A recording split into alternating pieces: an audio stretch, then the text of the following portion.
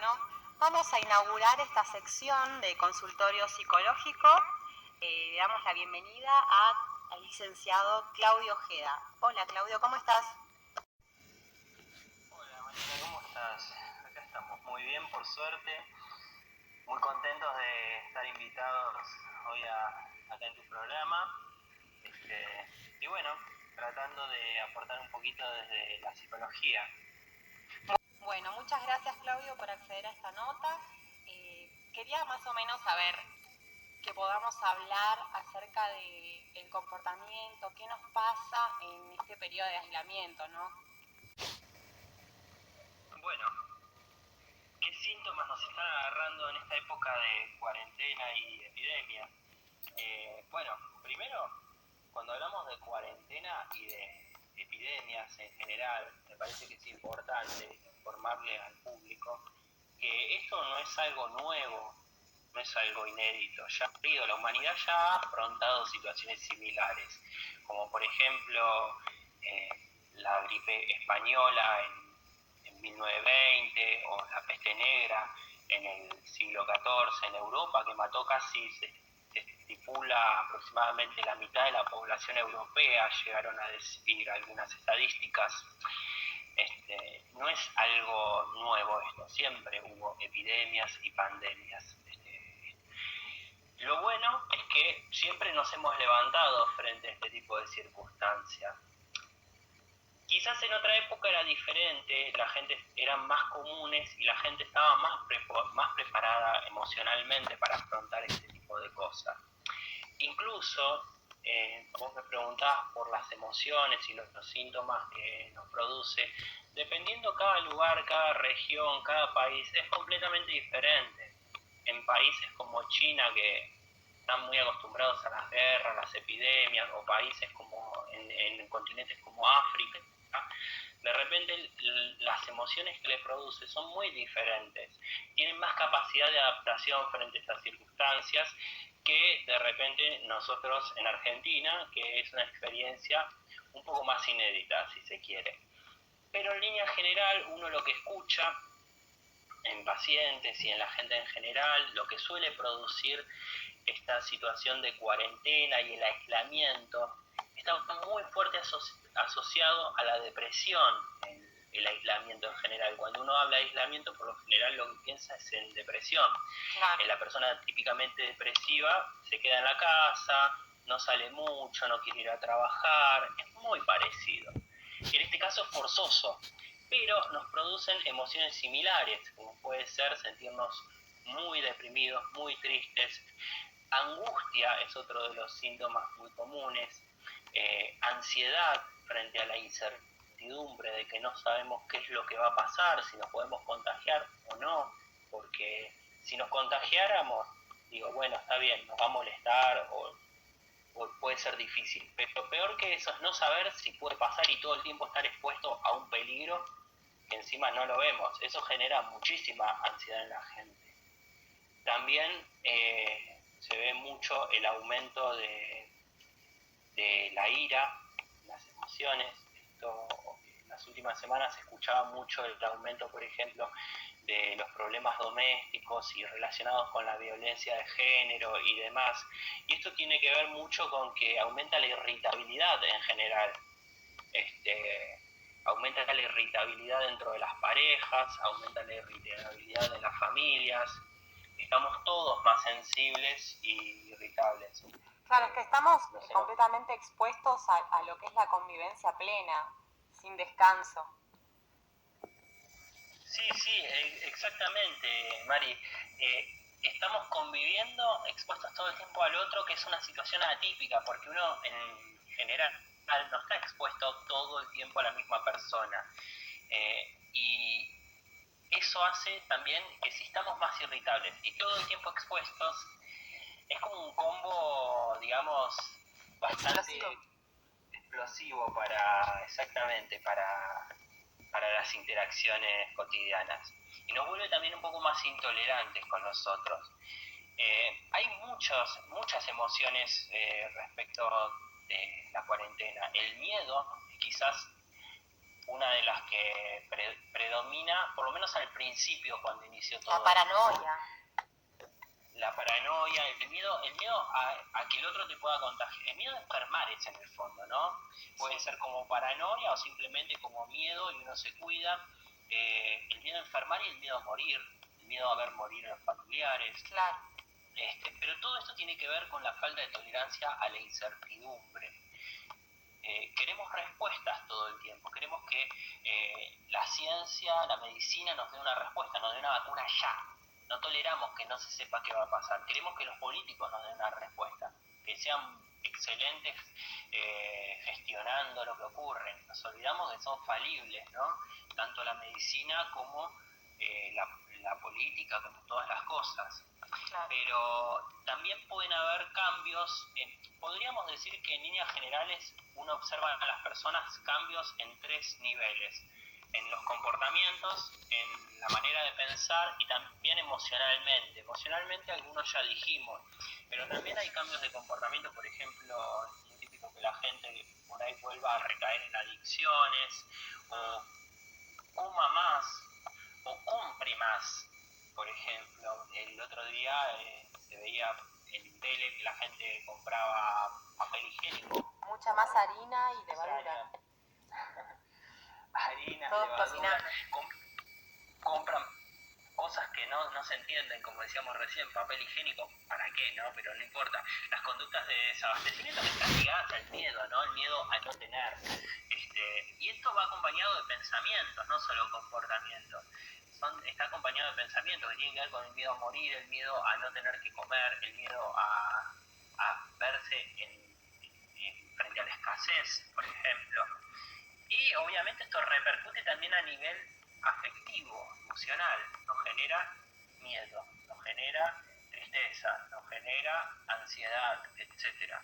Va de la mano, comportamientos, pensamientos, emociones. Y también cambios de comportamiento como por ejemplo el insomnio. Claro. Se nos cambia la rutina, ese es un punto importante. No sabes ya en qué día estás. Exactamente, no sabemos pero ¿por qué no sabemos en qué día estamos? Porque cuando nosotros tenemos una rutina, en general tenemos, en momentos normales, tenemos el trabajo que nos regula psicológicamente. ¿Por qué? Porque el trabajo nos pone día, nos pone tareas, nos tenemos que ir a un lugar determinado, nos dicen que tenemos que hacer. Medianamente estamos organizados. Ahora nosotros nos tenemos que organizar a nosotros mismos. Y la realidad es que si, por ejemplo, uno no tiene tareas definidas, si nadie te supervisa. Nadie te supervisa, y aparte no tenemos un registro de tareas o cosas que nos propongamos para hacer en días puntuales, entonces más o menos todos los días dan lo mismo. Cuando uno todos los días hace lo mismo, ¿qué es lo que diferencia un día de otro? ¿Cómo me voy a acordar si ayer fue lunes o martes si no hay un parámetro que a mí me diferencie un día de otro y son todos más o menos exactamente iguales? Entonces uno pierde, lo primero que pierde es la noción de tiempo cuando uno está encerrado en la casa. Pero me parece que es importante respecto de esto de encerrado, entender que quizás hacer cuarentena no es aislamiento, que creo que es muy desacertada la palabra aislamiento social, porque el aislamiento, para dar un ejemplo, tiene más que ver con no tener contacto con nadie. Es lo que, por ejemplo, se utiliza en las celdas de castigo, por ejemplo. Claro. Que se aísla a la persona encerrada entre 4 paredes durante 15 días. En una época se utilizaba eso como medio de castigo, y lo que se sabe es que eso tiene efectos muy negativos, como generar desde alucinaciones, delirios y un montón de problemas psicológicos severos. En este caso la cuarentena, nosotros no estamos aislados, vamos a comprar, interactuamos con gente en el camino, vemos gente. Claro, nos comunicamos por ahí de otra manera, a través de las redes, el teléfono todo el tiempo, el WhatsApp, mensajes. Sí, tal cual, o sea, tenemos vínculos, podemos mantenerlos, obviamente cada uno con su grado de distancia. Un mensaje nunca va a ser igual que una videollamada, por ejemplo. Cuanto más cercano, mejor. Hay gente que va muy dependiendo del caso por caso. Hay gente que tiene la posibilidad de estar acompañado de otras personas, y su problema quizás tiene que ver con esto primero que decíamos al principio principio, ¿no? De estar todo el tiempo frente a la misma persona, con lo cansador que es eso. Y otros al revés, a lo mejor estar solos porque no conviven con nadie, pero tienen las redes sociales. Otros están solos porque no tienen relaciones, pero ese problema ya lo tenían antes de la cuarentena seguramente. Y ahí me parece que es importante marcar algo, ¿no? Porque estos problemas anteriores a la cuarentena ¿Se potencian o no? se potencian, exactamente, se potencian. Y es importante, me parece esto, que las personas que quizás estaban en tratamientos por alguno de estos problemas, siempre se habla, en las últimas semanas se habló mucho de que las personas que estaban haciendo algún tratamiento médico no dejen de hacerlo por no asistir a las guardias hospitales. Como que se exageró demasiado y personas que tienen patologías complicadas como puede ser problemas cardíacos y demás, dejaban de ir a hacer sus consultas médicas que eran necesarias. Ya era peor que el riesgo del COVID mismo. Y con los problemas psicológicos también pasa lo mismo. O sea, muchas personas cortaron sus tratamientos a partir de la cuarentena, porque no se adaptan a la modalidad online, porque el terapeuta no va a seguir impartiendo terapia por diversas razones. Me parece que es importante que aquellas personas que tienen algún tipo de padecimiento psicológico, afectivo, se sienten mal, hagan una consulta, están disponibles online muchísimos psicólogos, es importante decir esto, y aquellas personas que ya estaban en tratamiento puedan darle continuidad a los tratamientos que estaban.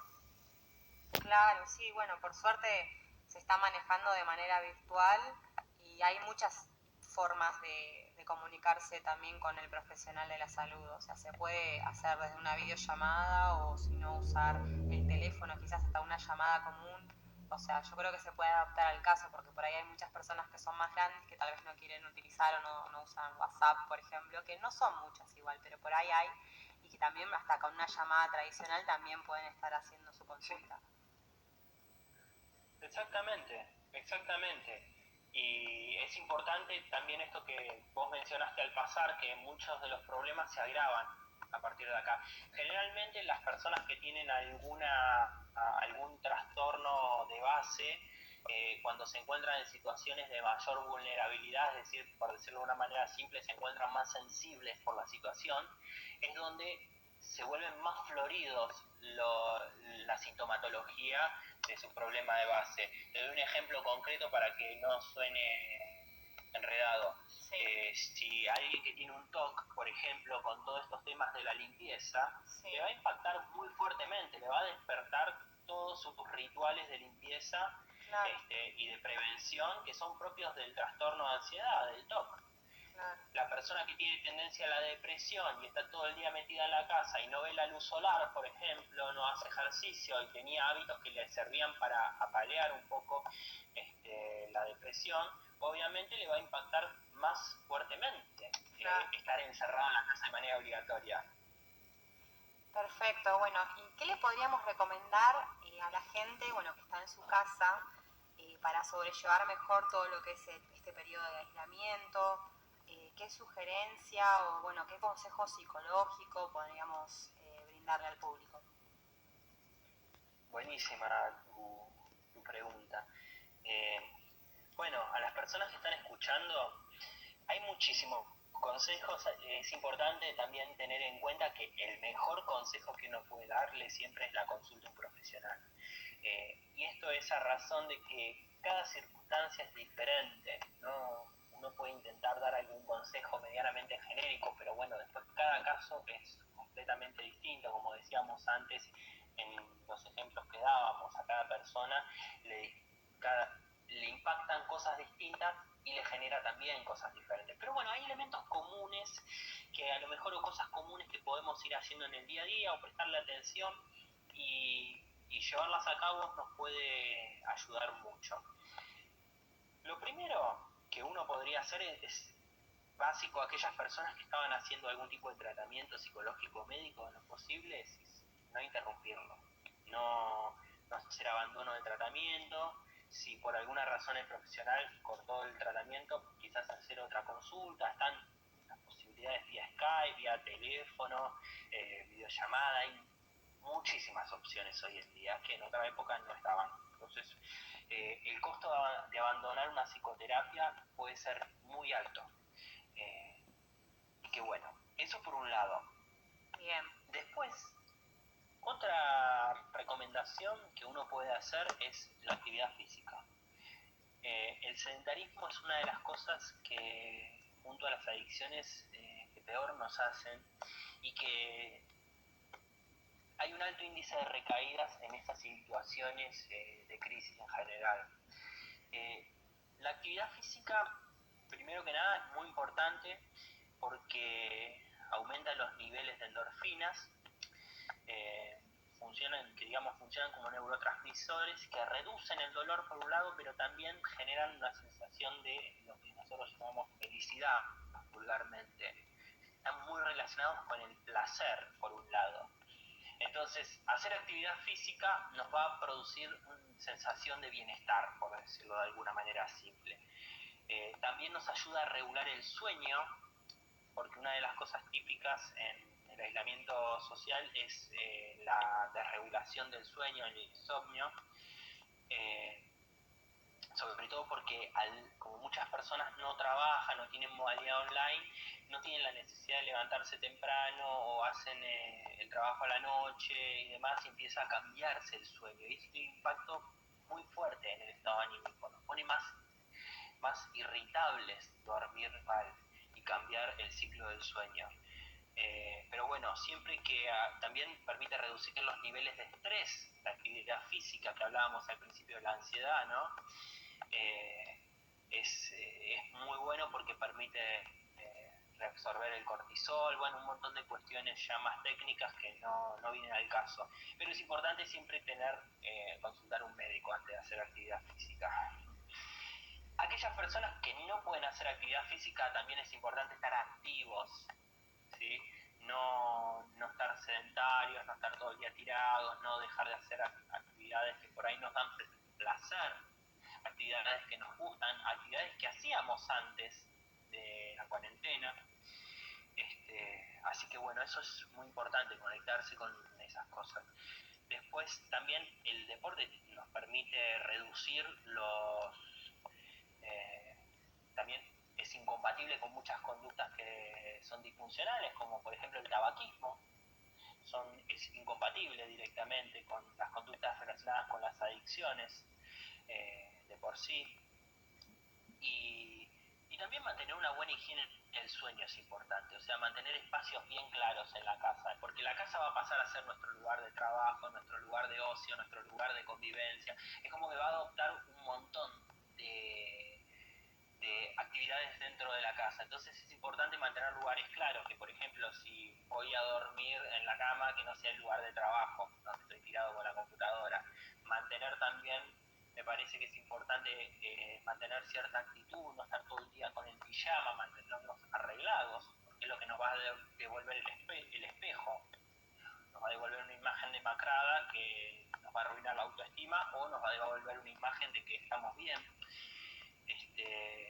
También claro, y serían formas también de, digamos, de mantener un orden, ¿no? De mantener como el orden cotidiano que supimos tener antes de todo esto. Es una forma de mantener un orden, es una forma de mantener un espacio claro y definido, ¿no? Respecto del orden, una buena forma de mantener el orden es hacer un cronograma, por ejemplo, para organizar la semana, una agenda de trabajo, por decirlo de alguna forma. Yo siempre lo recomiendo esto en la clínica, para muchísimos tipos de problemáticas. Hacer un cronograma, aunque sea básico, ¿no? Lunes, martes, miércoles, los días, poner mañana, tarde y noche, y poner alguna actividad que uno va a hacer y diseñar la semana, mínimamente, porque eso a uno le permite organizarse mentalmente y tachar las cosas que uno va cumpliendo. Eso también es importante, tenerlo visible, y a uno le permite también saber qué actividades hizo cada día, le permite volver a consultar qué día está, qué actividades tiene que hacer. Entonces uno ya se empieza a organizar en tiempo y espacio mentalmente. En qué día está, qué tiene que hacer, qué cosas hizo. Saber que uno está haciendo cosas también lo hace sentir bien a uno con uno mismo. Saber que no está tirado todo el tiempo y no está haciendo nada. Todo todo eso da una estructura mental y un orden, como bien decías vos. También no sobreinformarse, esa es clave. Sí, es verdad, si no te genera a veces paranoia o malestar también, ¿no? Porque hay cosas que, bueno, obviamente son sumamente tristes y bueno, en la tele te la pasas todo el tiempo. Sí, tal cual. Todo el tiempo invadido la tele, no solo la tele, Facebook, internet, WhatsApp, sí, las fake news. Tal cual, las aplicaciones los audios que virales. avisan, exactamente, de todo tenemos. Bueno, es importante tomar información relevante, consultar medios oficiales, lo básico, ¿no? Un ratito por día está bien, no mucho más, o sea, información que nos permita manejarnos en el día a día, no mucho más. Hacer cosas como tomar sol, no cuesta nada, aumenta los niveles de serotonina que están asociados al placer también.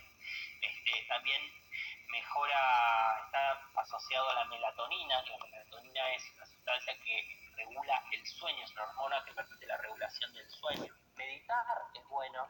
Hay muchísimos videos en YouTube, no voy a explayar demasiado en eso, pero es muy bueno porque permite que uno se centre en el aquí y ahora y no esté haciendo futurología típica del ansioso.